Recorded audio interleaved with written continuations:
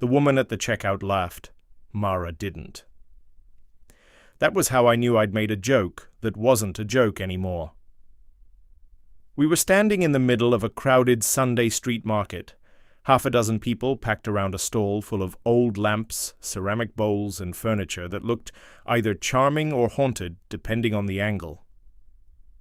Mara had spent the last 15 minutes trying to decide between two ridiculous vintage table lamps for the apartment she just rented. And I'd spent those same 15 minutes pretending I wasn't enjoying watching her care too much about things like warmth and personality in home lighting. The vendor, a cheerful woman in her 60s with bright red lipstick and very strong opinions, held up the green lamp and said, "This one's the winner, trust me." Your wife has good taste?"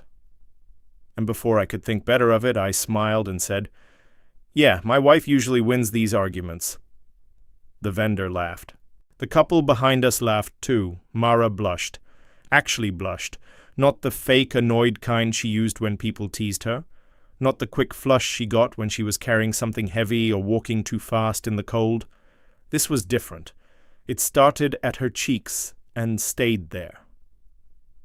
And instead of rolling her eyes or elbowing me in the ribs or saying, "I would never marry someone with your taste in jackets," which was the kind of thing she normally would have said, she just looked at me, quiet, still, like something inside her had gone completely off script.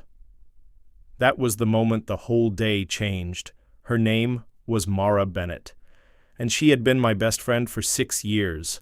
I'm long enough to know exactly how she took her coffee, exactly how quiet she got when she was upset, and exactly what kind of mood she was in from the sound of her footsteps alone. We met because she almost hit me with a bicycle. That is not an exaggeration. I was crossing campus with headphones in, not paying attention, when she swerved at the last second, shouted, "Move, genius!" and nearly launched both of us into a hedge. I yelled something offended back. She parked the bike, marched over, and informed me that if I was going to walk like a man recently released into society, I should at least look both ways. That should have been the end of it. Instead, I laughed. She tried not to. That was Mara. Sharp, smart, a little impossible, and somehow easier to be around than anyone else I knew. After that, well, we became the kind of friends people got wrong immediately. Late-night food runs, bad movie marathons, phone calls when something went wrong. Phone calls when nothing was wrong, and one of us just didn't feel like being alone. People always assumed there was something more. We always said there wasn't. Or more accurately, I said there wasn't. And Mara usually just gave people a look that made them regret speaking. She dated a few guys over the years. None of them lasted. I dated too, but not well. The truth was, every relationship I had ever tried felt like it existed around the edges of my real life. And my real life, for reasons I never examined closely enough, had Mara in the center of it. Still, I never said that out loud. Maybe because she mattered too much. Maybe because joking was easier. And that was why she had called me the minute she signed the lease on her new apartment 3 weeks ago. Not her sister, not one of the women she worked with. Me. And now, apparently, helping her furnish it meant following her around a street market while she rejected perfectly normal lamps for being emotionally cold. "They are lamps," I told her. "They set the mood of a room. They provide light." She gave me a look. "You live like a man who thinks one gray blanket counts as interior design. That blanket works hard. It looks depressed." That was us. Easy, fast, familiar enough to hide inside, which was why the blush hit me so hard, because Mara did not blush around me. Not ever. The vendor wrapped the green lamp in newspaper and slid it across the counter. Mara paid for it without looking away from her wallet, and which was unusual in itself. She was suddenly too careful with everything. Her voice, her hands, even the way she stood. I picked up the bag and said lightly, "So, my wife, huh?" There. An opening. A joke. A chance for her to snap back and put the whole thing safely back where it belonged. Instead, Mara pressed her lips together, like she was trying very hard not to say the wrong thing in public. Then she muttered, Let's just go." That should have worried me more than it did. Outside, the market spilled into the square in messy rows of stalls, and people weaving around each other with paper bags and coffees. A violinist was playing near the fountain, something soft and old-fashioned. The whole place smelled like rain and pastries and damp wood. Mara walked beside me, but not quite like usual. Too quiet, too aware. I tried once. You know I was kidding, right?" She kept her eyes ahead. "I know." That sounded like you don't know. It sounded like I'm trying not to make this worse. That stopped me. I turned toward her. "Make what worse?" Mara let out a breath and looked like she regretted all of it already. Not the day, not being with me. Just this turn the conversation had taken, the one neither of us could seem to steer away from. We reached the edge of the square just as the first drops of rain started falling. People moved faster. Stalls started covering boxes with tarps. Someone cursed while folding up chairs. Mara glanced up at the sky, then at the bag in my hand, and said, "Come on." We ducked under the awning of a closed bakery 2 doors down. For a second, neither of us spoke. Cars hissed through the wet street. Rain tapped against the metal awning above us. Mara stood with her hands tucked into the pockets of her coat, looking out at the sidewalk like it had become very interesting all of a sudden. "Mara? What? What is happening?" She laughed once, quiet and almost tired. "That's a little unfair." "How?" "Because I'm pretty sure I've been broadcasting this for months." My chest tightened. "Broadcasting what?" She turned then. Really turned, like she was done pretending I could still miss this if she said it clearly enough. And suddenly every small thing from the last year started rearranging itself in my head. The way she always saved me a seat, the way she went quiet every time I mentioned another girl, the way she looked at my apartment like she was already picturing herself there, and then immediately changed the subject, in the way everyone else seemed less confused than I was. "Mara," I said slowly. She shook her head once, almost smiling, but there was nothing easy in it. Then she stepped a little closer, close enough that her voice didn't need to be louder than the rain.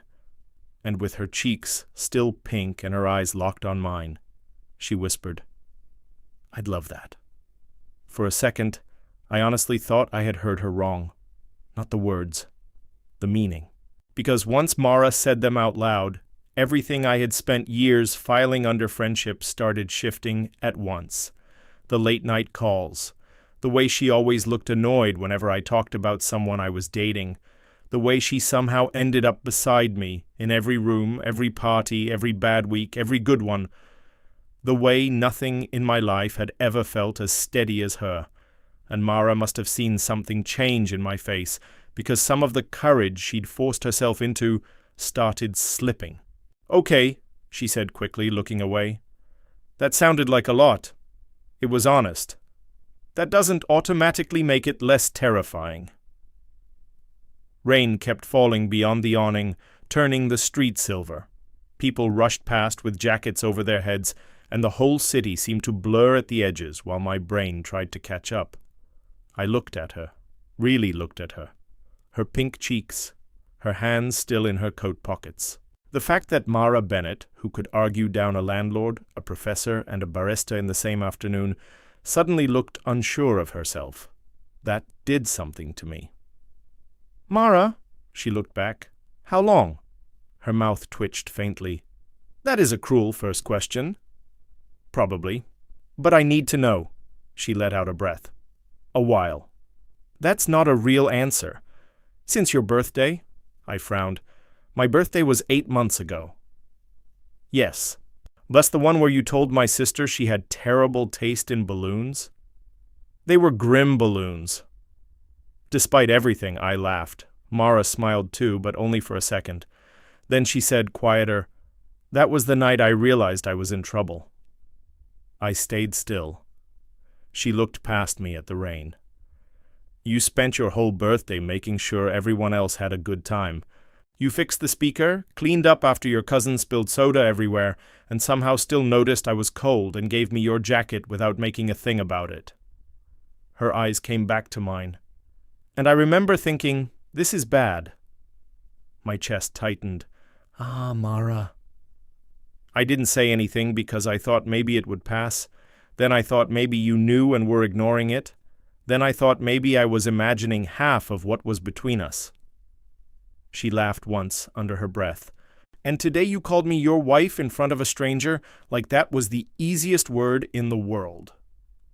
That landed deeper than I expected, because it had been easy. Too easy. I rubbed a hand over the back of my neck. "I think that's the part I'm trying to catch up to." She frowned slightly. "What does that mean?" "It means," I said slowly, "the second I said it, it didn't feel weird." I shook my head, half laughing at myself. It felt normal, and that should probably have told me something before now. Mara's eyes stayed on mine. I kept going because there was no safe version of this anymore. "You want the truth? Every girl I've dated felt temporary. You never did." I exhaled. "You're the person I call first, the person I look for first, the person I plan around without even noticing I'm doing it." I smiled a little helplessly. "I think I've been hiding behind jokes because the real answer felt too important to get wrong." Something in her face softened then. Not all at once. Just enough. "So, what are you saying?" she asked. I stepped closer. Not much. Just enough that the distance between us stopped pretending to mean nothing. "I'm saying maybe everybody else was right before I was." I held her gaze. "And I'm saying that hearing you say you'd love, that was the first time in a long time something scared me and felt right at the same time." Mara's breath caught. Then she looked down, smiling in that quiet, in disbelieving way people do when hope starts to feel dangerous again. "That," she murmured, "is annoyingly good." I panicked and got honest. "It's unsettling." "Give it time." That got a real laugh out of her. Warm, soft, very Mara. And suddenly the panic between us turned into something lighter. Not gone, just changed. She looked back up at me. "So what happens now?" I reached for the paper-wrapped lamp bag, set it down by the bakery window, then turned back to her. "Now," I said, "I stopped pretending that calling you my wife felt like a joke." Her whole expression shifted at that. Open now, hopeful, almost shy, which on Mara felt so rare it nearly undid me. I lifted a hand to her face, slow enough to give her time. She didn't move away, so I kissed her. Soft at first, careful, like the kind of kiss that feels less like a sudden decision and more like finally saying something both people have been circling for too long. When we pulled apart, Mara stayed close, her forehead almost touching mine, smiling in that quiet, stunned way people do when reality turns out better than the version they were afraid to hope for. "Well," she whispered, "that was worth the lamp." I laughed softly. "So, this whole day wasn't just about furniture?" "Oh, the lamp is excellent," she said. "You just turned out to be the better purchase." "That's a terrible sentence. And yet you liked it." "Fair." A week later, her new apartment still had half-unpacked boxes and exactly one lamp in the living room, the green one from the market. I was there helping her hang shelves. She claimed I measured wrong. Then, and she was there correcting me, like she always did. Except now, every argument ended with her smiling at me, like she didn't have to hide anything anymore. That was the strange part. Nothing really felt forced after that. We still teased each other, still stole bites of each other's food, still argued about things that didn't matter. The only difference was that now when she looked at me like home, I finally understood I've been looking back the same way for a long time. So tell me, if you were in my place, what would you have done when she whispered, "I'd love that"? Leave it in the comments. And if you like this story, don't forget to like the video, subscribe to the channel, and I'll see you in the next one.